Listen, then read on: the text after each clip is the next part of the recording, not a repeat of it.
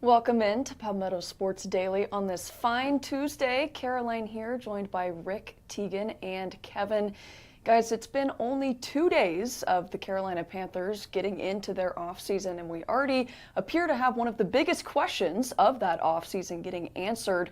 Panthers general manager Dan Morgan announcing earlier today in his press conference that the team plans to pick up quarterback Bryce Young's fifth-year option.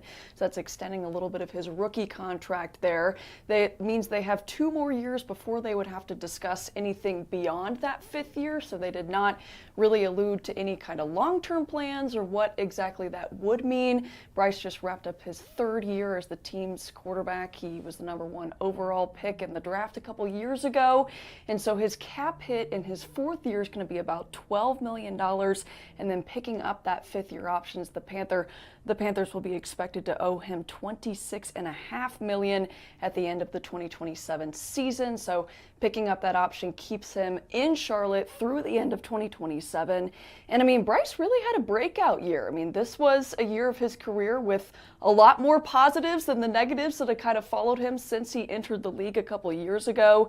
He finished with a 63% completion percentage. He had 3,011 passing yards, which is a career high in his 3 seasons. He had 23 touchdowns, 11 interceptions, went 8-8 as a starter, an improvement from going 6-22 in his first 2 seasons, and his 12 game-winning drives in the 4th quarter are the most by any quarterback on any team since 2023. So GM Dan Morgan was saying he felt like Bryce had a lot more chemistry with the guys out there this year. Teteroa McMillan, one of his favorite targets this season, really felt like things were just kind of more cohesive from an entire team perspective, and also felt like Bryce just was kind of coming into his own, had a lot more control of things out there. I'll let him do a little bit more talking about why the team decided to pick up Bryce's option after what they saw this season.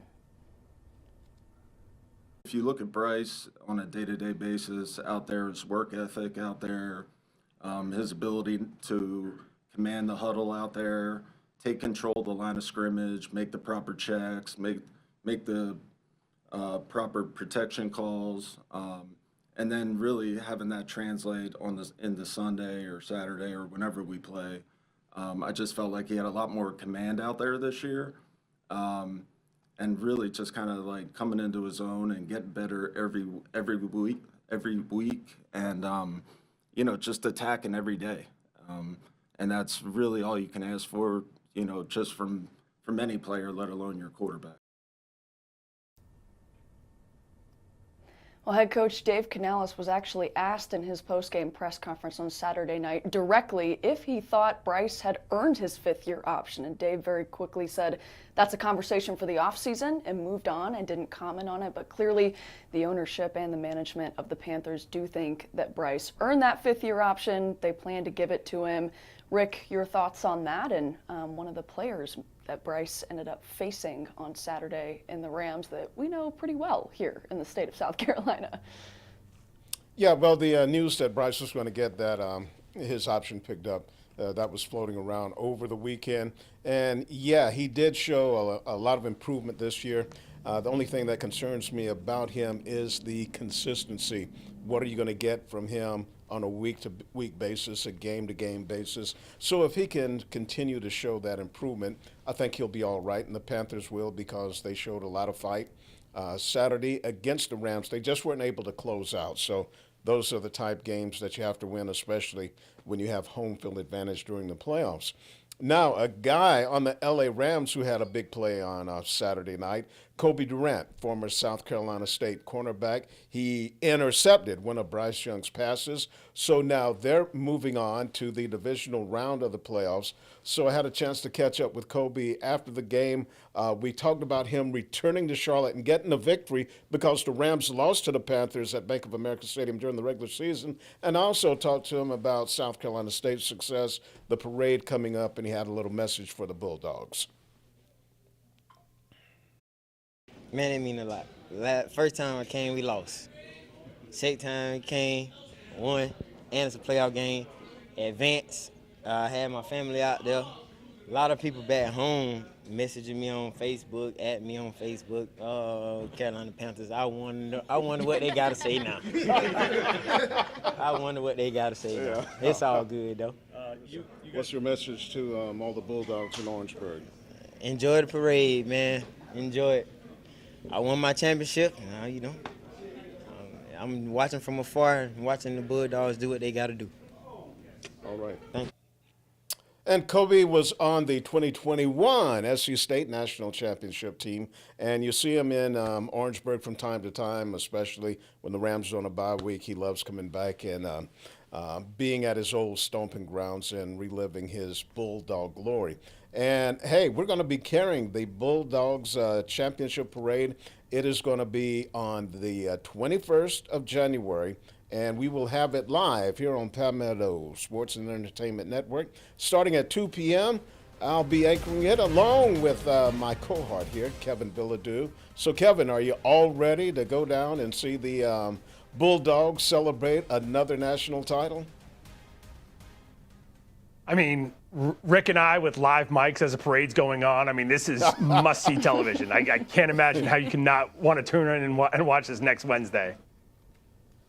Yeah, it's going to be a lot of fun. I'm looking forward to it because their last national championship in 2021, well, it was also, they had a little problem with COVID.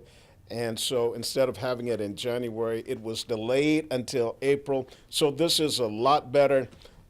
Should have a good turnout, and I'm really looking forward to seeing the Bulldogs celebrate that title. All right, that's going to do it for the opening segment of Palmetto Sports Daily. We'll call our first time out, and when we come back, we'll talk some football, college football.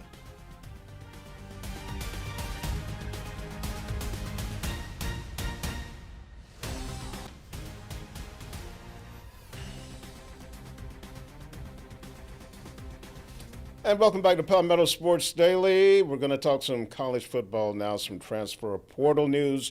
Shane Beamer and his staff, they've been really active in the portal. They had a couple of additions that came to light on Sunday. A pair of brothers out of Alabama on the defensive side of the football.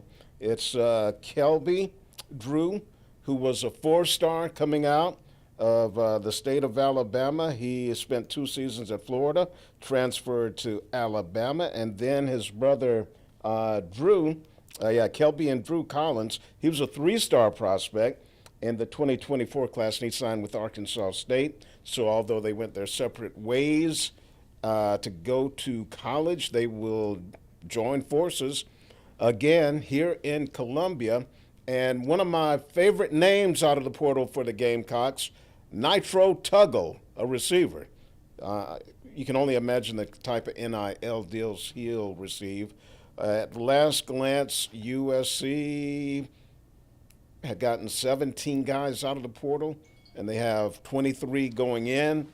So we'll see how it all comes together in the fall. But so far, got to give it to Shane Beamer and his staff. They picked up some guys who should be able to help them out, especially on the offensive side of the football.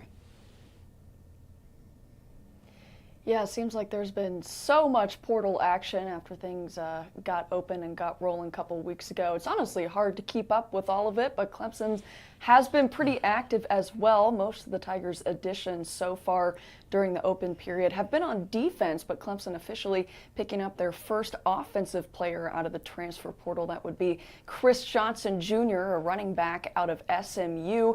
And this guy, he's already familiar with the end zone in Death Valley, considering that he scored a touchdown there when the Mustangs played there earlier this season. He actually had a pretty good game against the Tigers, had about a little over 60 rushing yards in that game. And he's also not a stranger to the ACC. Before he got to SMU, he spent 2 years at Miami, and he was actually taking an official visit to Clemson back in 2022 when he was still a senior in high school. So the staff's been familiar with Johnson Jr. for a little while. He's played against them while he spent some time at SMU, and then now he is officially a Clemson Tiger. He went for 479 yards and 4 touchdowns on 60 67 carries on the ground. He's also got a dual threat ability in his skill set. Went for 180 yards and 1 touchdown on 17 receptions this season. He joins a Clemson running back room with a couple of younger guys that haven't had a ton of experience. And then remember that former Clemson starting running back, senior Adam Randall, he's out of eligibility, and he actually declared for the NFL draft towards the end of December. So pretty big pickup for Clemson, all things considered. Needed to fill a hole with some veteran talent there at running back. He's listed as a sophomore. I believe he's going to be a junior. It's so hard to keep up with red shirts and all those things, but seems like he's got a couple more years of college football in him. Exciting for Clemson. Tegan, your thoughts? Transfer portal's crazy. Hard to keep up with all these guys. Yeah, I mean, it totally is. I feel like every time I go on Twitter, there's some sort of new report or commitment or anything like that. A couple developments here with Coastal. Samari Collier, of course, the QB who came from a junior college that was at Coastal this year. He's been tweeting kind of about his difficulties with the whole waiver process, trying to get more eligibility. I know this morning he was tweeting saying he didn't get his fair shot at D1. I sent him a message to ask if he ended up having any eligibility left.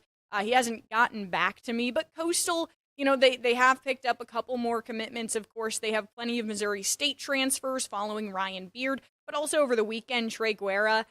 He came from Tyler Junior College, the QB. He's joining this QB room, so now there are 3 on the roster. I got to look at some of his tape yesterday. He looks like he can really thread a needle. It looks like people are really excited about him on Twitter. So definitely a lot of developments in the portal for all of these schools right now, especially as we get closer to the end of the portal period. I feel like we will see still a whole bunch of changes, Kevin.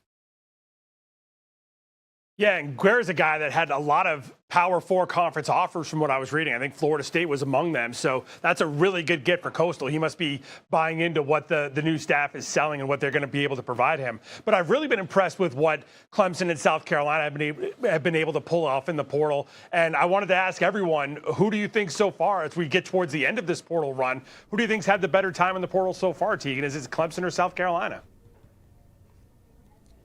You know, I think that's a really good question. I've got to say South Carolina only because of the fact that they just seem more driven to go to the portal and get these players. We've talked about Dabo a ton and just how him and his Clemson staff have never been the portal type of people. So if I'm looking at the guys each of them have picked up, I feel like I kind of trust South Carolina a little bit more, Rick.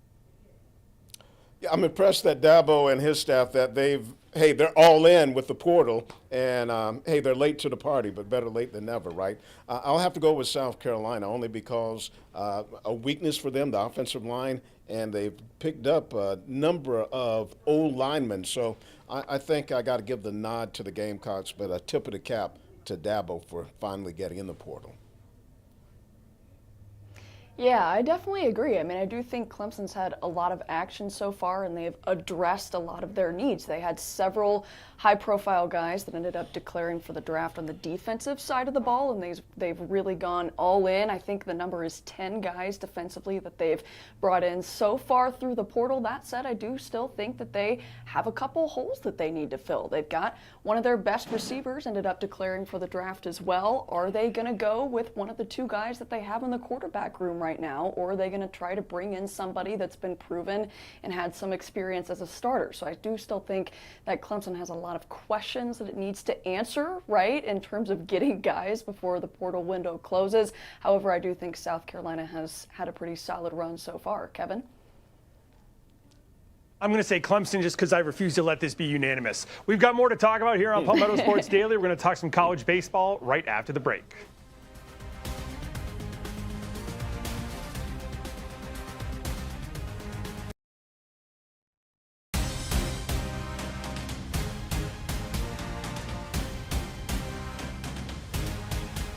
Welcome back to Palmetto Sports Daily. We are getting closer to baseball season. One month from today, Coastal Carolina will open their season against Fairfield at home in Conway. So we've got those preseason rankings coming out. 2 very different rankings for the Chants. Perfect Game last Thursday put them as number 17 in their top 25, whereas D1 Baseball came out with theirs yesterday, and the Chants were number 6. So huge difference there. Of course, there are a couple of differences for Coastal this year compared to last year when they grabbed that national runner-up title.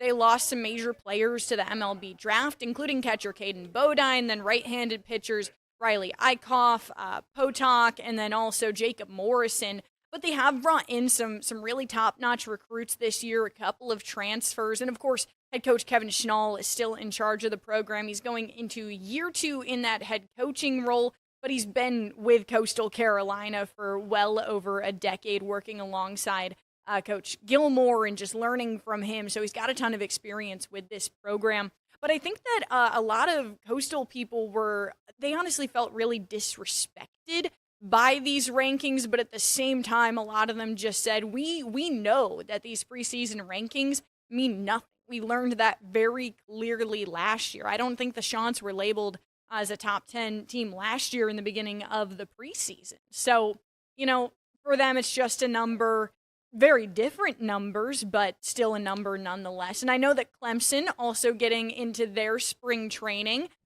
getting people out there. But Kevin, I'm kind of curious just on your thoughts of these rankings of the Chants, these two very different teams. Well, I mean, it's hard to take any of these preseason polls seriously in college baseball, especially because there's like 37 of them at this point, and no one really can decide which one is the one we're going to go with. There's not an Associated Press one that I know of for college baseball. It'd be nice if they were, but college baseball is way more regionalized than college football or college basketball even. So, it's hard to trust any member from anywhere to kind of know more about teams from outside their region than they should to rank them accurately. So it's hard to take any of these seriously. I think we all know Coastal's going to be a team that's worth dealing with this year, and they're probably going to be a favorite to be in the Super Regionals once again, if not get back to Omaha and make a run at the College World Series. But I know Clemson, Caroline, they're looking to make a run as well and get back to Omaha for the first time in a long time. Yeah, absolutely. I think that you hit the nail on the head of probably what those guys talked about in their first media availability earlier this afternoon. Clemson's rankings a little more consistent than Coastal. They come in at number 20 in the perfect game ranking and then come in at number 19 in the D1 ranking. So I don't know, maybe those two were in agreement on Clemson for whatever reason. But the Tigers, like you said, Kevin, really looking to build on what they had going last year, and really in all 3 years under head coach Eric Bakich, this team has hosted a regional in each of the last 3 years, one of the only teams in college baseball to do that. They fell in their own regional last year, did not advance to the next weekend, but Clemson is only one of 2 programs that's had 44 wins or more in each of the last 3 seasons, so definitely a lot of excitement there. They are bringing back one of their best guys on the mound, junior pitcher Aiden Knack. He's a preseason All-American, first team All-ACC, had a really solid year last year, so they'll be back in action. Like we said, opening day is 1 month from today. They'll be hosting Army West Point in a 3-game series, and one of the guys on the team, Drew Titsworth, was just talking about how important that matchup is for 2 schools that have a deep root in military history, and it is the first time that these 2 schools will ever be playing each other. So just some excitement brewing for the first game of the season, and also for who the Tigers get to face in opening weekend. No, I think it's very special. I think it's gonna be really fun. It's gonna be cool to kind of honor them and kind of just show our respects toward them, and then obviously playing between the lines should be a good time. And what has Coach Bakich either told you about the message of them coming in, or their mentality that's going to be probably mentally elite compared to everybody else?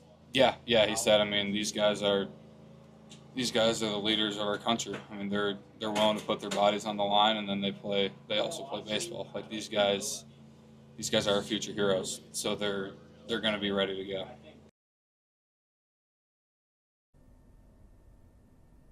A great perspective from Drew there. Clemson is obviously really excited to get things going. They bring a lot of high-profile guys back, but they also, head coach Eric Bakich said today, filled a lot of the holes that they felt the need to fill, bringing in 19 newcomers, so that's 12 guys that are freshmen coming straight out of high school, along with 7 transfers. They get their spring training officially rolling this week. Hard to believe we're almost to baseball season already. My brain just got locked in on basketball after we wrapped up football with the end of the Panthers season, but it's on the way, Rick. It's coming, whether we like it or not.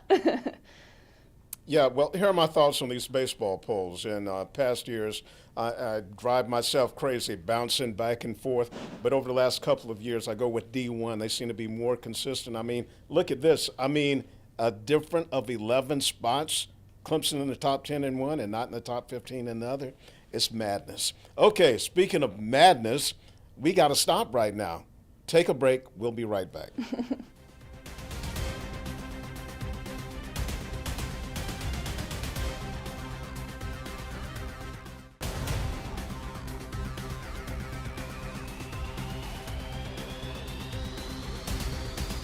Welcome back to Palmetto Sports Daily. We continue to talk college baseball as 2 teams here in the Low Country kicking off their preseasons on Monday with the College of Charleston and Charleston Southern. Now for CFC, coming off a 37-win season that saw them come up a little bit short in the CAA tournament that they were hosting over in Mount Pleasant last season. Chad Holbrook and his team excited to get back to work. They brought in a lot of new talent, including Chad Holbrook's son, who transfers down from North Carolina. But yesterday, they were just ready to get back to work.